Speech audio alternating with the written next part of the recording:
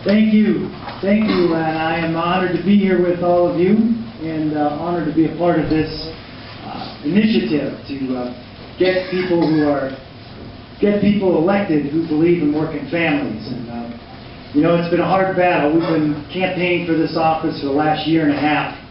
And I got to tell you, it had its moments where I was flying 60,000 feet, and it had its moments where I thought I was going to hit the ground. But I got to tell you right now, we are having a blast. We are straight and level. We're full throttle, and we're going to win this thing. And thanks to all of you. You were there with me at the beginning. You believed in me. You believed in me at the very beginning. You believed in me when I started running. Some of my first contributions were from labor, from working people. And I got to tell you, I'm not going to forget it.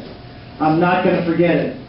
And some of you may be thinking, well, a lot of politicians say that, and we're not going to forget it.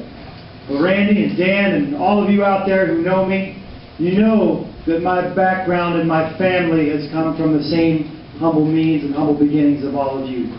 You know, my grandparents came to this great country, and they left everything behind in Europe, came over here with nothing but the clothes in their suitcase and the crumbs of food they had in their pockets. But they believed, like all of you and like all of your families, that if you worked hard, you persevered, you played by the rules, and gave back to your community, that you could live up to whatever dreams you had. And you could believe and do whatever you wanted to do. And my friends, my parents were the first in their families to go to college. Even though my grandpa struggled as a carpenter and a coal miner. One was a steel worker here in Northeast Ohio. But they struggled to put my parents through college. And they were the first in their families to do that. And they became teachers and were involved in the teachers movement. Worked hard in the labor movement. And I got to tell you that has allowed us, the three boys of the Boccieri family, to be very successful. One's a chemist, the other's a pharmacist, my other brother's in the military. But you know what? That dream that brought my grandparents over here, that dream that if you worked hard, you persevered, you gave back to your community, and played by the rules, is being cheapened by decisions in Washington and by the very powerful in this country. Now let me tell you, I've said this before, that your congressional representatives are the last filter between the powerful and the people. Between the powerful and the people.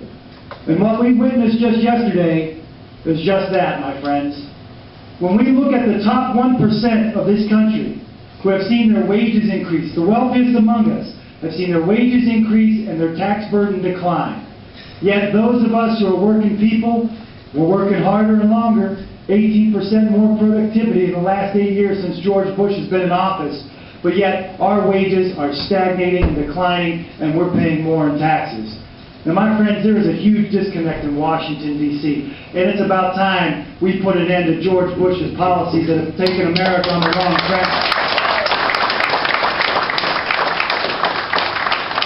And I know people in this congressional district who's had their homes foreclosed, have had their homes been evicted from their homes, right now are struggling because they can't find a job, can't put their kids into college or pay for the routine visits to their physicians. And they're struggling. They're struggling right now. Some of those folks who have lost their homes. But in less than a week, when Wall Street falls on its knees, the President of the United States sets on the table $700 billion. But that's not all. With complete immunity, so that none of the folks that he's going to hand out this money to could be drugged into court or could be held accountable by some executive branch. In less than a week, and we've had people in this congressional district who have lost their jobs, are losing their homes, and they're losing their belief and dreams that America is a place where you can make it. And my friends, it's time for a change. And that's why we need to elect Barack Obama, because we can't take 4 more years like the last 6 that we've had.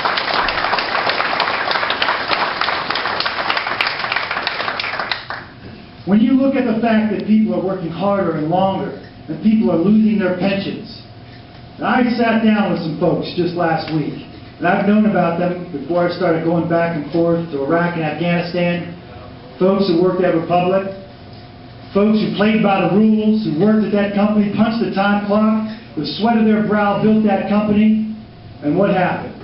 When the company went under, everything that they had worked for 30 years had gone under as well. No pensions, no health care assurance, but yet the golden parachutes that were given out so that they landed safely were to the corporate CEOs, and right now they're sipping margaritas on some island while you all are struggling to find out if you can even go to your doctor and buy a prescription. And that's just criminal. It is criminal. But in America, we would allow this to happen. That is a contract. A contract. Do we believe in the rule of law in this country? Do we believe that a contract is a man's and a woman's word that they're going to sign on the line and that means something? Well, obviously not, because we've allowed this to happen right here in our own backyard. And it's happening all across America. And right now, our Republican brothers and sisters right now want to pad the wealthy. They want to give the golden parachutes out. They want to hand out those life preservers to the folks on the Titanic and watch this country start to fail, and all the things that are happening with our markets and with our pensions and with our jobs, and yet all they want to do is help the wealthy. Well, look, my friends, it was a Republican president who said this. Teddy Roosevelt said the welfare of each of us is dependent on the welfare of all of us. And it was John Kennedy who further refined that message by saying, when the water rises in the harbor, we want all boats to rise together. Do you know why? Because you helped build America. The men and women of the labor movement. You helped build our stadiums. You helped build our schools. You helped build our skyscrapers. You did it. And the working class of this country is what defines America. Because if we can't buy cars, if we can't buy the refrigerator, if we can't even afford to stay in our homes, America is going to fail, my friends. Because it's going to fail. That's what brought thousands of millions of immigrants across that ocean to settle here, to work hard for that dream. And that's what's still driving many to come here, some legally, some illegally. But I got to tell you, that dream is still out there. But we have to believe, and elections do matter. Elections are about our future. And our future has been never more dangerous than it is looking right now, my friends. We are in collapse. Our markets are in collapse. We've seen George Bush turn a blind eye. And I talked to some of the bankers on Wall Street, and they said if George Bush would have only enforced the regulations that we have with the Securities and Exchange Commission, Wall Street would not be in this crisis we're in right now. But he was turning too many blind eyes, handing out too many favors to his friends, and what happens?